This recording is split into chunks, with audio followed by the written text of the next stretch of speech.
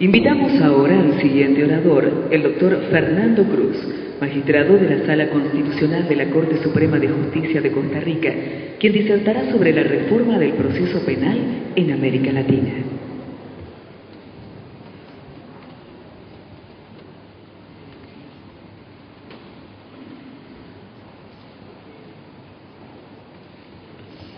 Muchas gracias. Un gran privilegio poder estar en la Corte Suprema de la Nación Argentina y poder compartir con ustedes algunas experiencias en que tienen intervención también distinguidos profesores argentinos en el tema de la reforma del proceso penal en América Latina. Un saludo muy especial para los miembros de la Corte Suprema de la Nación Argentina, para el ministro del Tribunal Superior de Justicia de la Ciudad de Buenos Aires, de la Ciudad Autónoma de Buenos Aires, para don Elías Carranza, director del ILANUD, y para el miembro del Tribunal de la Corte Interamericana, don Sergio Ramírez, que con palabras tan especiales y con un discurso muy informativo que ha precedido en el uso de la palabra. Yo quería hacer una referencia a la reforma porque han pasado algunos años desde que se inició el proceso de reforma. Me parece que el proceso de reforma es de una segunda generación de reforma del proceso penal en América Latina, y es a partir de los años 90, de la década del 90, que comienza esa reforma importante. Claro que nada más como unas simples notas muy rápidas, señalo como precedentes el Código Procesal Penal Tipo para Iberoamérica, el proyecto para la Capital Federal de 1987, que fue un precedente muy importante por el estudio que se hizo en el año 87 de ese código. Y por supuesto, este fue un precedente para el primer cambio de proceso penal en América Latina significativo, a mi juicio, que fue en el año 94 en Guatemala. Comienza en Guatemala y se da una cantidad muy grande de reformas en distintos países, especialmente Centroamérica, el Caribe, Ecuador, Venezuela, y la última puntada culmina con Nicaragua recientemente, hace unos 2 o 3 años. Si uno analiza los códigos desde el de Guatemala hasta el de Nicaragua, va a encontrar diferencias, va a encontrar que hay algunas variaciones. Yo me voy a referir a lo que serían los elementos fundamentales de política procesal y que tienen un cambio político muy importante en un tema que pasó desapercibido muchos años y que solo se reflejaba en el tema penitenciario. Debo señalar que esta reforma del proceso penal latinoamericano tiene también un componente que es diferente a los que se habían dado anteriormente. Mencionar, por supuesto, el Código de Córdoba que Costa Rica incorporó en el año 75 y que Vélez Mariconde fue a Costa Rica en varias ocasiones. Sin embargo, también tiene este nuevo enfoque del proceso penal una visión criminológica, producto de la criminología crítica, de la criminología del etiquetamiento. Especialmente esto se manifiesta en el tema de las salidas alternativas y en el tema de la criminalidad de poder. Señalo esto porque son precedentes importantes para poder comprender el proceso de reforma. Me parece que los antecedentes y condicionantes de la reforma hay que destacarlos y de nuevo como una serie de puntualizaciones sobre cómo es que se fue dando ese proceso y qué era el escenario que había en ese momento. En primer lugar, había una arraigada vigencia inquisitorial, del ideario inquisitorial. Tan arraigada está que aún después de las reformas, el problema de la oralidad sigue siendo un reto para los sistemas judiciales. En segundo lugar, debo destacar que había en todo el entramado del enjuiciamiento criminal una deuda constitucional. las constituciones estaban de un lado y el diseño del proceso tenía poca relación con el tema constitucional. Y por supuesto, hay que señalar que América Latina, con diversas manifestaciones, tenía una deuda y una ruptura del ideario revolucionario de la Revolución Francesa y de esas constituciones a partir del siglo XIX, especialmente con la ruptura que se produce con la Ley de Enjuiciamiento Criminal Francesa de 1810, y otros códigos como el Código de Enjuiciamiento Criminal Español, la Ley de 1882, y los códigos italianos que tenían una raigambre influida por la peligrosidad y por un ideario autoritario. Y por supuesto, el autoritarismo político estaba manifestado en esos modelos procesales de espaldas a las garantías constitucionales. Digamos, son modelos de enjuiciamiento que eran tributarios de un ideario político autoritario. Por eso sobreviven tanto tiempo. El autoritarismo político opta por una herramienta funcional como el proceso inquisitivo o autoritario. Y por supuesto, no voy a hacer mención de esto, pero si uno ve los cambios de la década del 90 con el optimismo en la pacificación en Centroamérica, después puede apreciar un deterioro por otros factores de tipo geopolítico en el panorama internacional. Otro condicionamiento ideológico para el proceso viene por el peligrosismo criminológico. Aparte de la ruptura de garantías del siglo XIX, el peligrosismo criminológico de la escuela italiana influye mucho en América Latina. Uno lo puede ver, lo puede apreciar muy bien, especialmente en el tema de la prisión preventiva. Y es hasta 1990 más o menos que se aprecia en realidad que la jurisdicción constitucional frente a la práctica del proceso penal también tiene poco protagonismo.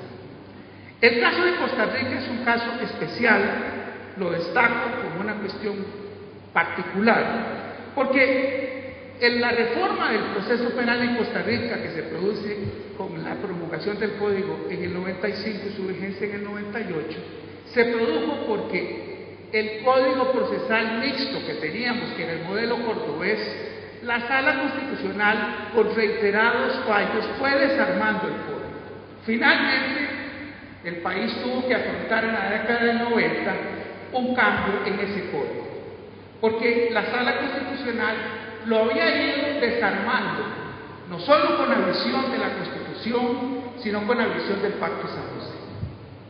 Aunque el modelo de Córdoba era el mejor que se había elaborado en aquella época, en realidad seguían y subsistían muchas deficiencias en el tema de oralidad en el caso de Costa Rica.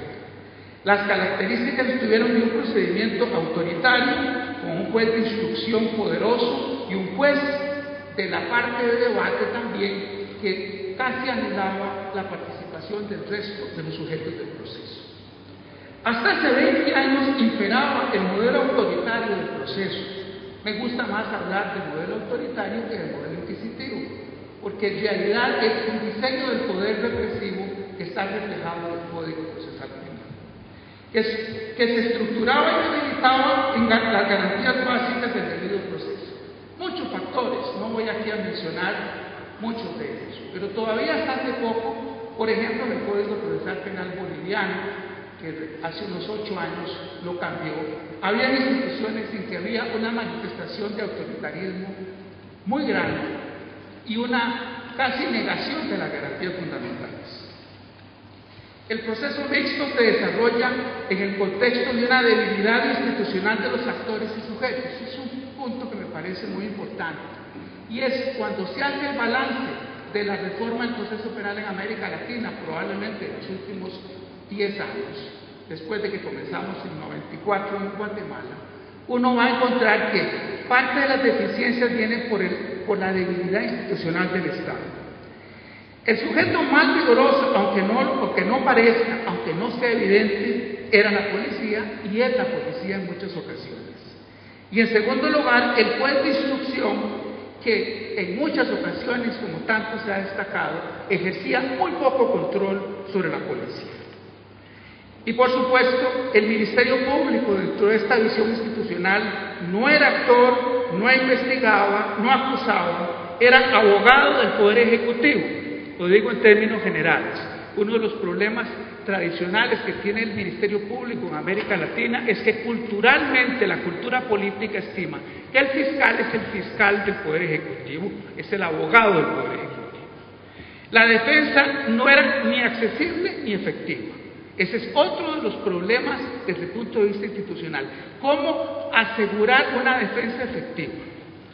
Y los jueces, otro elemento muy importante que no va directamente con el desarrollo dinámico de las instituciones procesales, los jueces con poca independencia, en una estructura vertical judicial y un protagonista de la investigación en realidad era la policía. En el tema de la independencia judicial, no me voy a referir en detalle a eso, pero probablemente dentro de la reforma del proceso penal, el tema de la independencia interna de los jueces frente a la estructura jerarquizada es uno de los componentes o una de las deudas o asignaturas pendientes más fuertes. ¿Cuáles eran los vicios estructurales de ese proceso antes de la década del 90? El Ministerio Público que no investiga ni acusa, una defensa débil, debilidad de los jueces y una ausencia de la víctima. La víctima tenía poco protagonismo.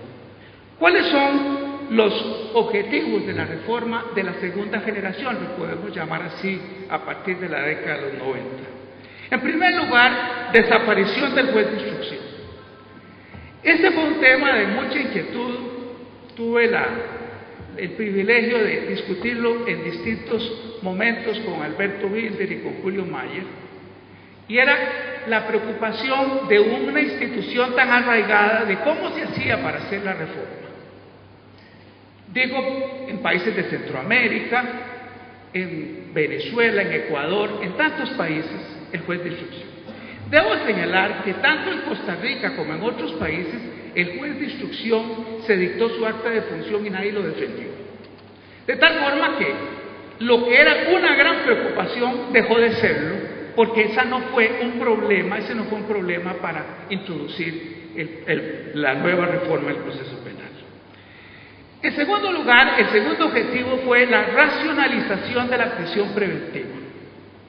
Y por supuesto, la gran discusión que todavía se mantiene presente de si las únicas causas para dictar la prisión preventiva son causas de carácter procesal. Había muchas de carácter sustantivo que convertían a la prisión preventiva en una medida de seguridad. No me voy a referir a esto, pero era objetivo central del proceso el cambiar la forma en que se administraba la prisión preventiva. Y por supuesto, poder establecer que la prisión preventiva es excepción y no regla, cuando lo anterior era, o la práctica anterior era esa, o la práctica predominaba. Y en segundo lugar, un límite temporal a la prisión preventiva. Yo recuerdo que antes del nuevo código en Costa Rica, nosotros se introdujo en el código mixto una reforma para ponerle un límite temporal a la prisión preventiva. Fue una discusión fuerte, difícil. Sin embargo, si uno lo ve en lo que es el ideario del Pacto de San José y lo que es la Constitución, debiera tener y debe tener un límite temporal la prisión preventiva. Pero durante muchos años en nuestros países no tuvieron límite temporal. En este objetivo, los resultados han sido parciales en el tema de la prisión preventiva. El tema de inseguridad ciudadana tiende a engrandecer el problema de la seguridad y a reducir derechos. Y ustedes lo pueden ver en distintos países, probablemente El Salvador, Guatemala, tienen esa discusión permanente por un problema que no voy a trivializar, pero el tema de seguridad ciudadana conspira contra la situación de racionalizar la prisión preventiva. Pero esto pende una amenaza sobre el objetivo de esta segunda reforma de la generación de los 90 en la reforma del proceso penal en América Latina. En tercer lugar, el rescate de las garantías básicas del debido proceso. Aquí debo señalar que si ustedes van a los viejos textos en general de los códigos de antes del 90, en realidad no tenían una declaración definida de garantías del proceso. La visión material del proceso estaba ausente.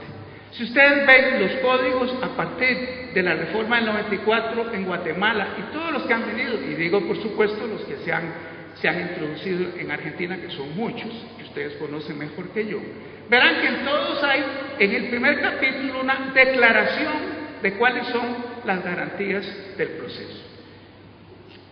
Opción que me parece da un sesgo y una manifestación muy clara de cuál es el objetivo del proceso penal, más que un medio de control, un instrumento de garantías con el equilibrio inevitable que siempre tiene que haber entre eficacia en la represión y derechos fundamentales. Se refleja esta declaración de garantías muy bien la orientación del código, de esta generación de códigos. El tercer componente muy importante, político-procesal, y que va en favor de